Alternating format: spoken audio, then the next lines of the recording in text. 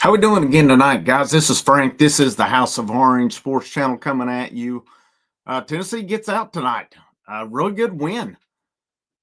85-81 over number 15 Missouri. It was a game where Tennessee shot really well tonight. And, they shot well in the first half and they went in down. And then they come out in the second half and I felt like they shot better. They moved the ball well. Did a lot of good things tonight. And I'll get into a couple things I think that kept this closer than it should have been. But I mean, this was a nail biter to the end. And Missouri kept it close. Missouri shot good. It was both teams played pretty good offense tonight. Some of the defense, it wasn't one of Tennessee's better nights defensively by any means by giving up 81. But of course, good thing is they scored 85 all night. Make sure you hit that like, that share, that subscribe. It's always appreciated there as well. Leading the way tonight for Tennessee, of course, Ziegler, Milicic, both back tonight. And Ziegler must have heard me and others talking about him. We don't need to see him shooting the three much. He went 4 out of 4 tonight, 5 out of 9, 7 out of 7 at the free throw line, 3 boards, 8 assists, 2 turnovers all night. Really good game for him tonight. Really good to see him get his scoring tonight and his shooting as well. Jimmy Dykes made mention on it and said, well, while he was out for that knee injury, he must have fired up about 1,000 threes.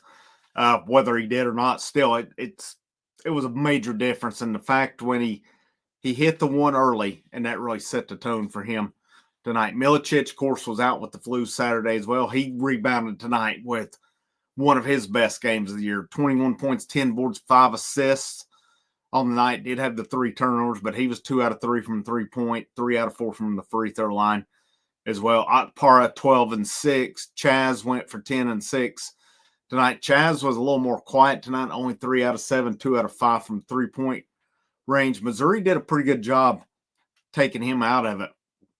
Fortunately, other guys stepped up tonight. Meshack had 7 points.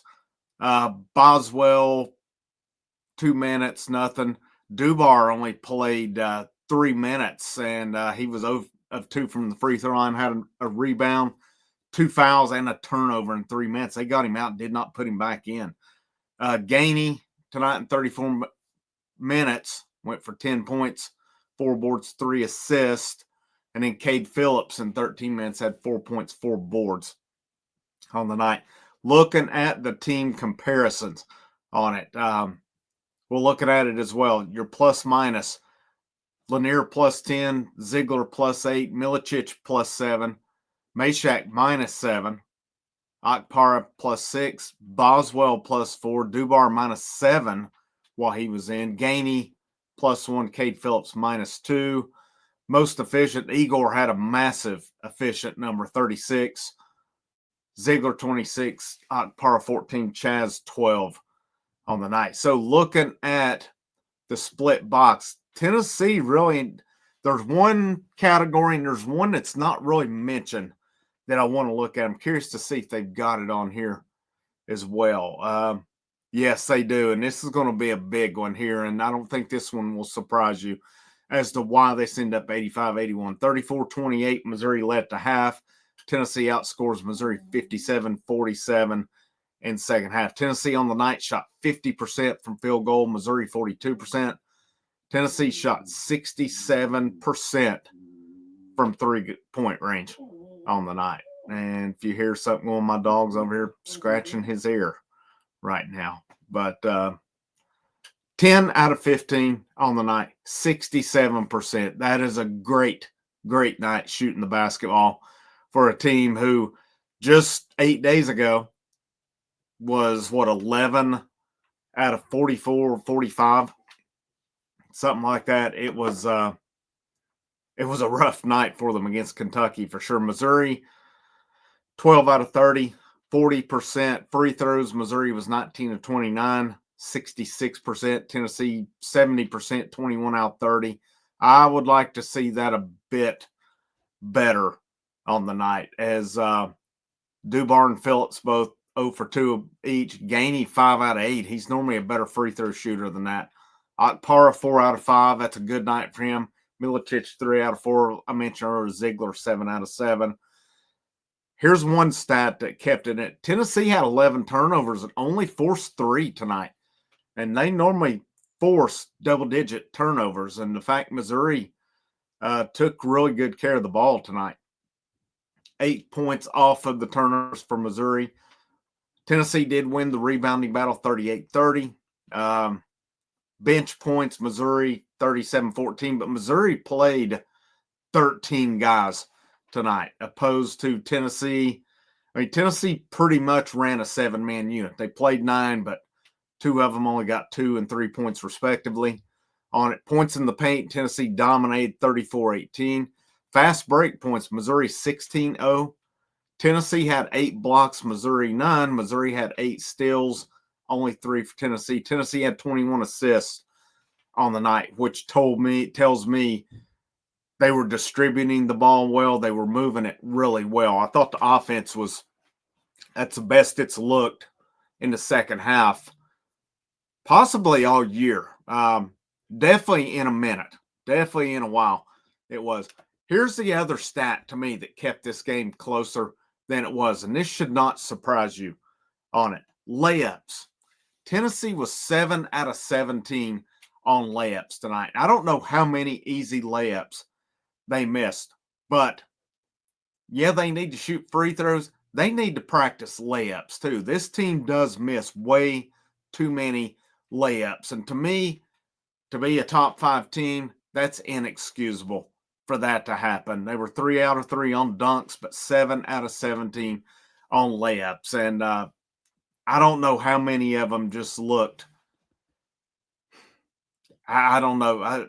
Those burn me up. I'm not going to lie about it. It burns me up to watch layup after layup after layup missed the way it was tonight. We've got to be better. We've got to be stronger in finishing.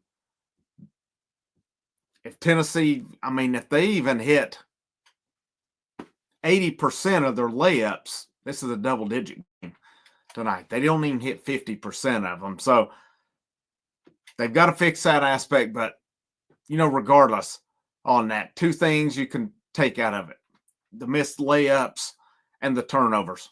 That's what kept this 4-point game. Missouri, a good team. They shot the ball well tonight. Tennessee was just red hot tonight. They moved the ball well. They shot. They were playing inside out really well. Tennessee shot. I like the offense that they only took 15 3-pointers. They were content getting it inside. They took, 39 field goal attempts out that were not 3-pointers. So, again, really good night offensively. Not much more you can ask for. Another top 15 win, which is big for this team. That's 2 back-to-back. After Tennessee's win this past Saturday, that moved them back into the top 4. They are currently listed right now as a number 1 according to bracketology. So now, here's where we got to go from here. Tennessee goes to Oklahoma on Saturday at 12 noon. We saw what Oklahoma did to Vanderbilt this weekend at home, where they beat Vandy by 30 points. So it's a road game in the SEC. You cannot take it lightly. And again, that was a Vanderbilt team who's beaten Tennessee and who has beaten Kentucky at home. Vanderbilt team looks pretty good. And Oklahoma, you got to go in and bring your game. You got to go in and bring it this weekend. Very winnable game, but if you don't show up, it is on the road. They can get you. Next Tuesday night, I think we're going to going back to live shows next Tuesday. Tennessee plays Kentucky at 7 o'clock next Tuesday. They've got to get that back. They've got to get that one back. I just refuse, especially Kentucky has done nothing around that game. They lost at Ole Miss last night. Kentucky had their really good game against Tennessee. Now, I think Kentucky's better than they're playing right now, but still, Tennessee. Part of me wonders if that was the perfect storm. You had a hard-fought loss to Auburn. Yeah, you guys have listened, know my opinions on that one, and they haven't changed. But then you play A few nights later against Kentucky, you're probably got a little bit of a hangover from it. And then Kentucky comes and shoots the lights out. I think it was a perfect storm that night. But, I've talked about it before. This schedule, I still think this schedule fits up pretty nicely or lines up pretty nicely for Tennessee the rest of the way. I like what their opportunities are to do things. I mean, you've got Missouri tonight. Of course, that was a good win. That's a really good team that they played tonight. They were playing good basketball, too. At Oklahoma, at Kentucky, Vanderbilt, Saturday the 15th, at A&M, February 22nd, Saturday, LSU at Baton Rouge, Alabama comes to Knoxville March 1st, Ole Miss March 5th. That'll be a tough one, and you conclude with South Carolina. I still think there's a real good possibility they could get out of this with another 6 to 7 wins. I don't think it's realistic to expect them to run the table, not with a couple tough road games like Ole Miss and Texas A&M, but I do expect them to run the table at home. That includes Alabama. I fully expect Tennessee will take care of business against Alabama on March 1st. But this team, they rebounded.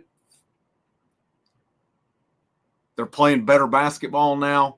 And who knows, maybe the Ziegler-Milicic thing was a blessing in disguise because, I don't know, it seems like the offense is more fluid now. It's moving the ball better. It was a little – I didn't think the movement was as good the first half. Second half, I thought it was excellent. But great job by this team tonight. Great job bouncing back from that disappointing Kentucky loss last week to drill a really good Florida team at home. And then they beat tonight a really good, solid Missouri team as well. A team I think teams will not want to face come NCAA tournament time. Missouri, that is, I'm talking about. You guys have a great rest of your evening. This is Frank. This is the House of Orange Sports Channel. It is a great night to wear the orange.